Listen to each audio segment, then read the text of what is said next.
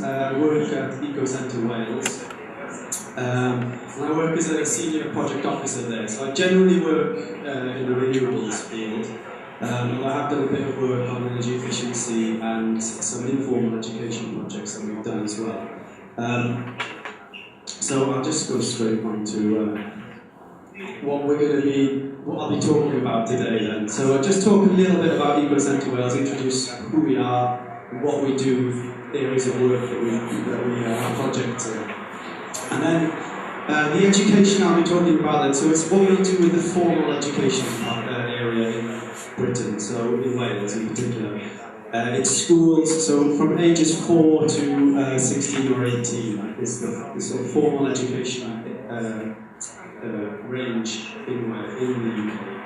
We do a lot of informal education work as well, so we educate adults through, we have a visitor centre, for example, people who come visit us and learn from our display boards and things. We do a lot of projects with community groups, a lot of informal stuff like that. I won't be talking about that today, but the two areas of work that we have with schools, one is supporting the curriculum, so this idea of the education for sustainable development and global citizenship that Yvonne mentioned in her presentation. How we help schools to get that sustainable development into their curriculum and into what they teach the kids. And then the other area of work we do is working with behaviour change, which is a slightly different philosophy. It's about what we can teach the kids to practically do in their schools to reduce the carbon emissions of their schools. And I'll include lots of practical examples and photos as well, which is always a good thing to see.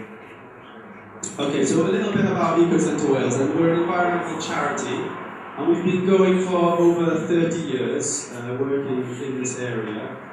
So we started in 1980. It was a group of volunteers, and they had 3 goals when they started, which was to promote energy saving, renewable energies, and to relieve fuel poverty. Okay, so from 1980 we've grown from just a very small local group of volunteers, and we now have 2 offices, so we cover the whole of Wales now, and we have offices in both the north. What do you want to press? Tilt or put it on the side. Close? Put it on the side if you can. Yeah, close if you can. Okay, so I work in our South Wales office, which is this one here in West Wales. Very beautiful rural area, and then we also have another office up in the north. I think I've got it here. So that's where I work. Thank you. So between the 2 offices we cover most of Wales, and we do a lot of practical work. So our main audience are householders, community groups, local authorities, and of course schools, the teachers and the pupils. We try to work with the sharp edge of sustainability. So we try to work where practical things, we can do things to help people practically improve their lives. Okay, and so since our start in 1980, we've grown as an organisation. We now have 4 areas. So we still do energy efficiency work, renewable energy and fuel poverty, but we've added education as one of our main areas of work. And as I said, that can be formal education through the school system or informal education with adults. And in education, we have 2 areas of work. So Climate Change Wales is the title, is the kind of umbrella title which covers our projects to do with the curriculum and supporting the curriculum. And then Operation Energy is the projects that we do to reduce the actual footprint of the schools themselves, to help them reduce their energy use.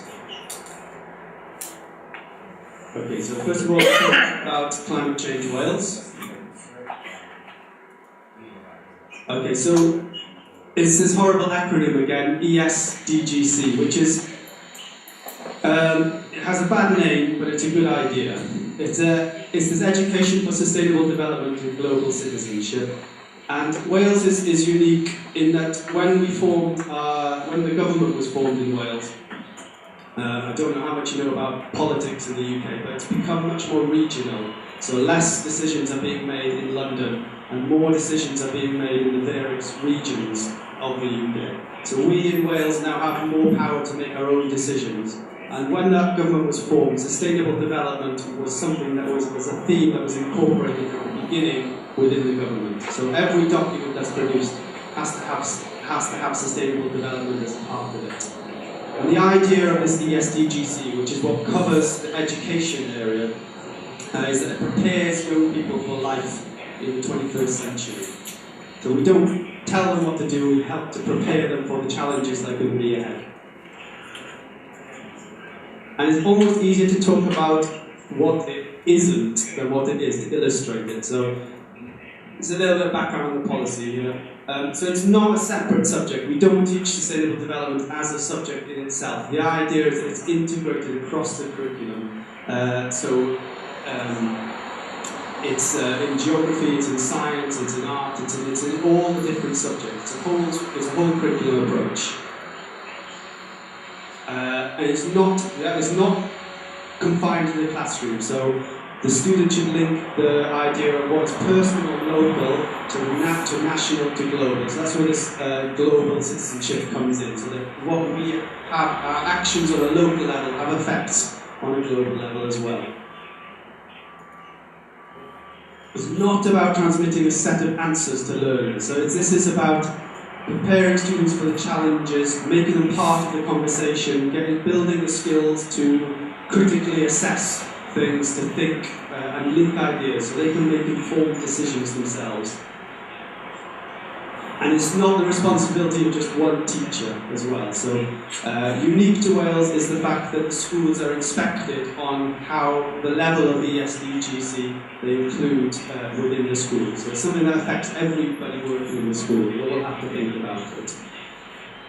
And there's 7 topics within ESDGC. The topics are in blue, so wealth and poverty, consumption and waste, identity and culture, climate change, health.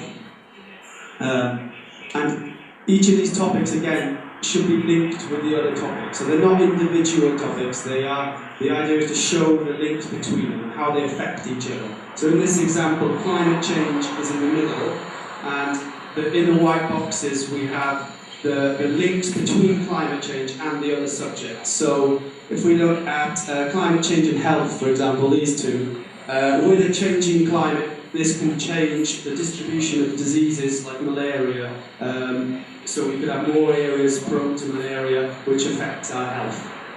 So it's about linking the ideas between the subjects as well.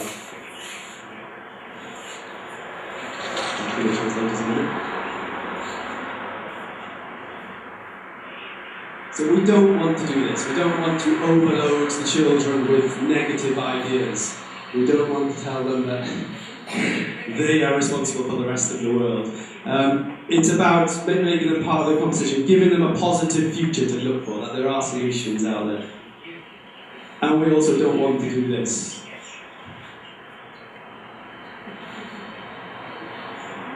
So it's not about us telling them what the answers are, it's about them figuring out the answers themselves by engaging in the conversation. So ESDGC, I think, it's a really good idea, and I'm glad in a way that I get to talk about education, because I think in Wales we're getting some things right with the education. Often when we do these events with European partners, we talk about renewable energy or energy efficiency, and the UK always performs poorly. But with education, we have got a few positive things. There are issues. The policy is there, the framework is there. There are some issues with actually seeing these things happen on the ground in the schools. But it's a learning process, and we're always going through it. So what does good ESDGC look like? Well, it's these skills we want out of students. We want them to be reflective, to think critically and question things, and connect ideas. We want to give them this positive view of the future.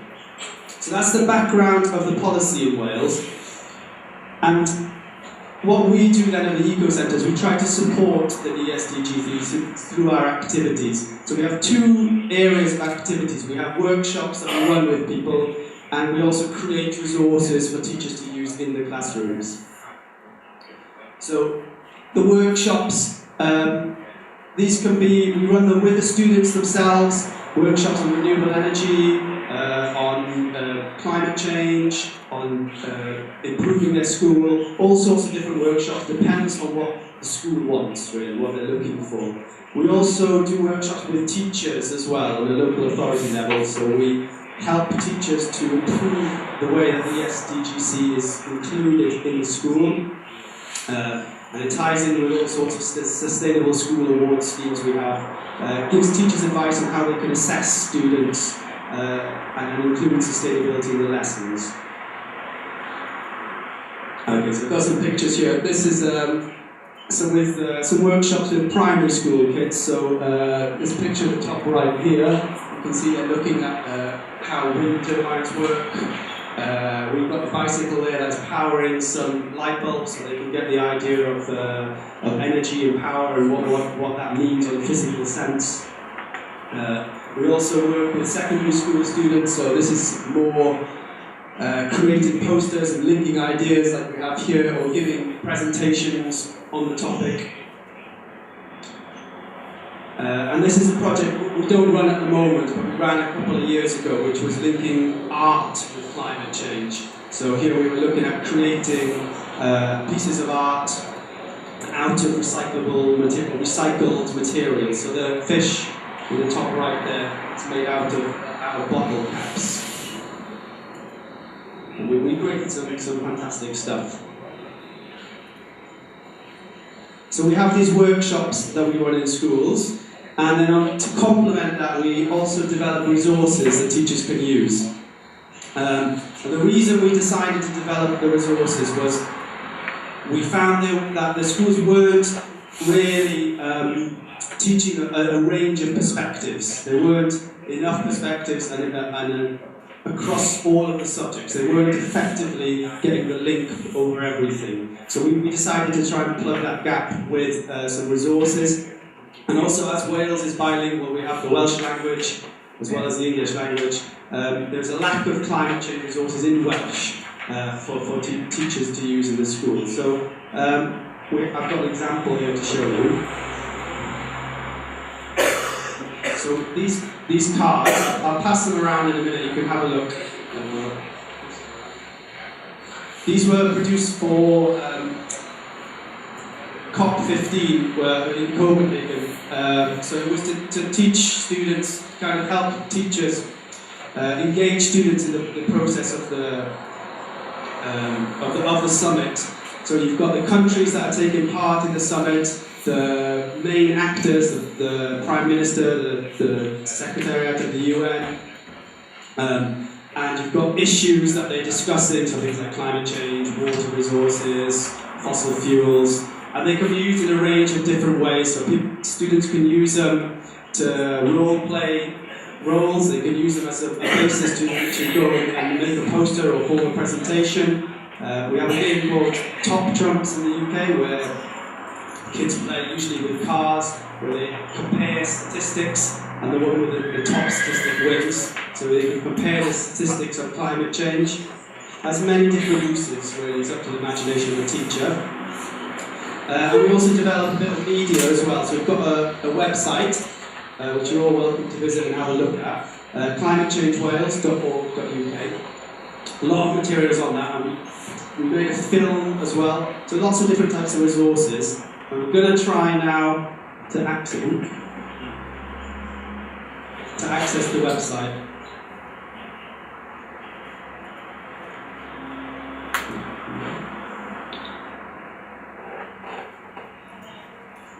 So I just want to show you a couple of things on the website that you might find of interest in resources. There's a lot of things on here.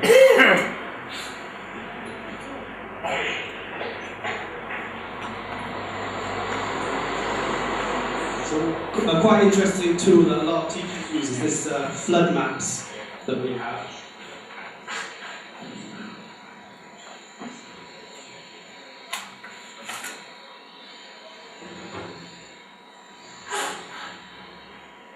So what the students can do is, on the left, they can put in a sea level rise, so they can look at the impacts, the actual impacts of a rise in sea level. So we can start with a small amount, say 2 meters. And if we zoom in on Wales,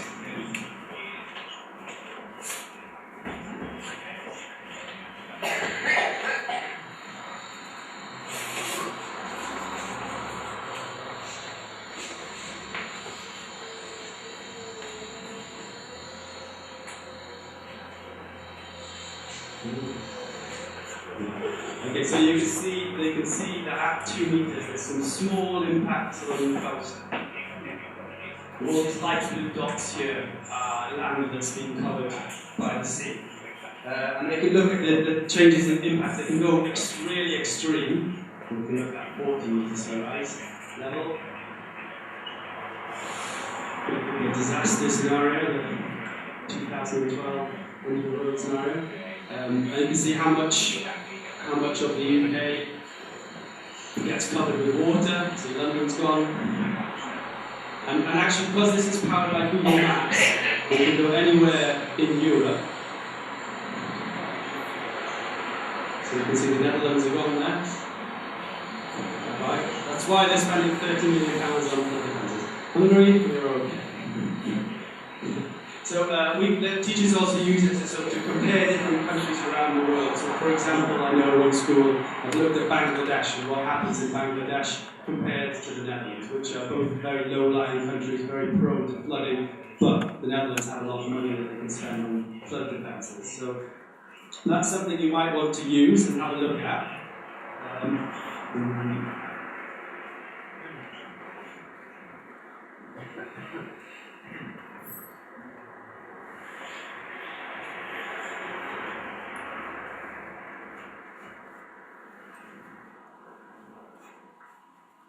The climate change wiki map is also very good.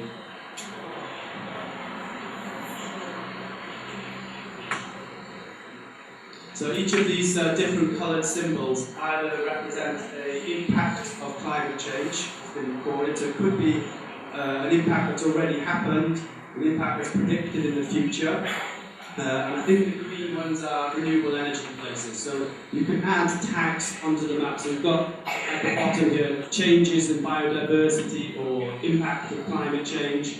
And you can switch them off as you like.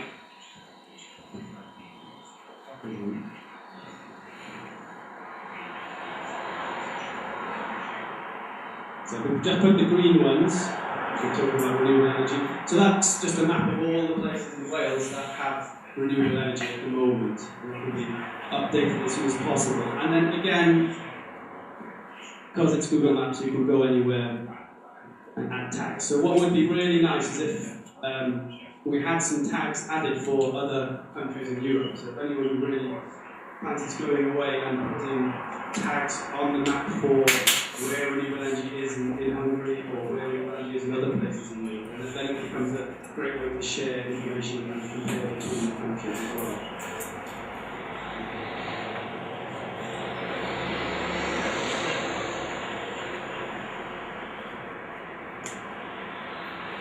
Okay, so that's climate change Wales. So climate change Wales, the philosophy there is more to get students thinking in a right way, to prepare them for the future, thinking critically. Operation energy is a little bit different. So here, what we're doing is we're going into the schools and we're seeing how can we get the school to save energy by involving the kids in the process of actually saving the energy. So it's more of a behaviour change project, looking at how they can change what they do. Okay, so again, we do it in a workshop format. This term's energy efficiency workshop. And we ask these questions when we go into school. So is there a problem? Can we do anything about it? Do we need someone else to do something about it too? And how do we persuade them? So we go through these questions with the class. So the problem, the problem we give to the students in this case, we're not asking them to look at the problem. So schools account for 50% of energy used in public buildings and 4 million tonnes of CO2. So there's a lot to be saved there. So the students then have to find an answer on what can they do and can they ask anyone else to do anything. So we work with the students, we give them a workbook that leads them through the process. I'll show you an example here. So for primary school students, We get them to think of an eco-superhero detective, and they make posters and books on that. And we work through this model that you can see here. So it takes a long time to do one of these workshops. We run it over a whole term. So we usually start mid-October and then finish maybe February or March time the next year. And we come in and we start the process with the class, with the school, but they continue it by themselves, and we come back and just check how things are going. So we come in at the beginning and we tell them about it, we get them to engage with the topic and learn about it, and then we start at the top here with the baseline readings. We tell them how important it is to monitor things. And so we set them up with electricity monitors so they can put that up and then record on a daily basis how much electricity the school is using.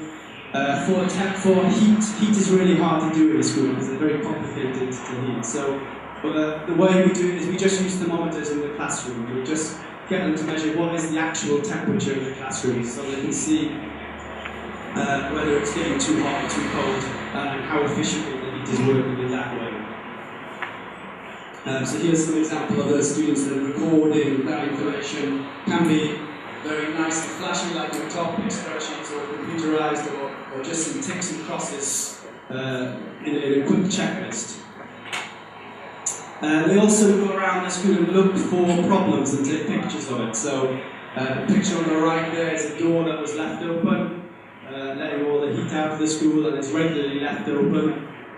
In the picture on the left, you can see there's a radiator, and all the boxes and books have been put over it, so the heat isn't getting out into the classroom. So they go and look for problems that can be fixed, easy stuff. So what we do is we go in and we start at the baseline reading, we help them with the monitoring, and then we leave. And we let them then observe the behaviour by themselves. So they record it as a class, they keep doing that with the teacher. And then when we get to this stage, we come back in and we help them again with another workshop. So we go through what are the problems, what can be done about it, what actions can they take. And then the students come up with their campaign, how are they going to solve the problem, what are they going to do, and we go away, they run their campaign, it might be a poster, might be some sort of incentive or some pictures on the light switches. And then we come back again at the end and did it work? So the whole time we're getting them to measure the impact of what they're doing. So the campaign, it's really up to students to develop their campaign themselves. It can be a poster, a presentation to the school or to the class, or to the teachers, whatever they choose. They also choose the reason for their campaign. So we don't say, it's because of climate change. They choose whether they want to focus on climate change, fossil fuel resource, or could just be saving money. That could be the focus of their campaign. Or they might use behaviour change reminders. So these are in Welsh, I apologise, but it just says turn the lights off. So just simple little reminders like that. Or don't touch, so don't change the heating on the water tank. And so they run the campaign themselves and assess how successful their own campaign is. And they usually then get to the point where, as a school, they've done as much as they can. And what they next need to do is change the infrastructure of the school. They need to go to the next level. So we then get them to write letters to their local authorities or their representatives to ask for new technology or to get things changed within the school. We always try to make it so that it's accomplishable, something that can be done. So for example, one thing they might ask for is that the lighting is changed in the classroom. So we can go from these T12 high energy light bulbs to get smaller and smaller low energy ones. And what we also liaise with the officers and the local authorities as well to make sure they know they're going to get a letter from an angry class asking them to change the lights. So they're aware that it's going to happen, they're aware that they need to take some steps. And to show the kids that they're listening as well, so that's important. Okay, so out of this process, what is the education value of it for the students? Well, they get the experience of presenting, of making posters. They hopefully take away the importance of monitoring, how important it is to have data that shows what works and what doesn't work. And the desirable skill is that they have the knowledge to run an energy-efficient workplace or building. So wherever they go, wherever their work life takes them, they know what an energy-efficient building, how it works, and that's a skill that employers will be looking for in the future. So here's some pictures of the kids. And I'll just hand out a few of these. So this is some posters and things, so you can have a look at these that were created by this class. So this is a primary school class, the end of the whole workshop, what they managed to do.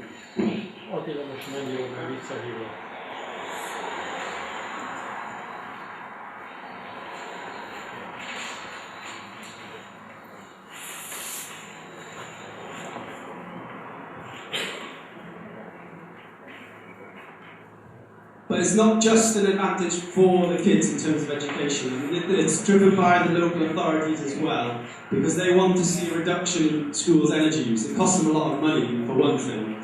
And two schools that we've been working with, in this next year, they will save £1,000 on their energy bills as a result of running their projects.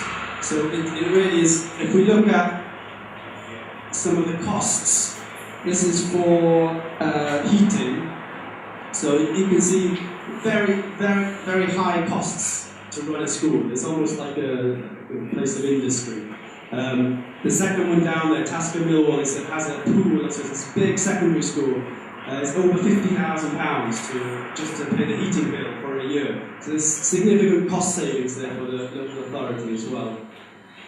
And then here again, this is the electricity usage, which again can be very high. So we're engaging not just the children, but we're also engaging the local authority in this, and that's important when we get to that stage of writing letters and showing the kids that their actions can actually result in something. Okay, so that's basically an overview of our two areas of work at the Eco Centre. So I'll just finish the presentation there. If anyone wants to contact me about anything, any questions, my email address is there.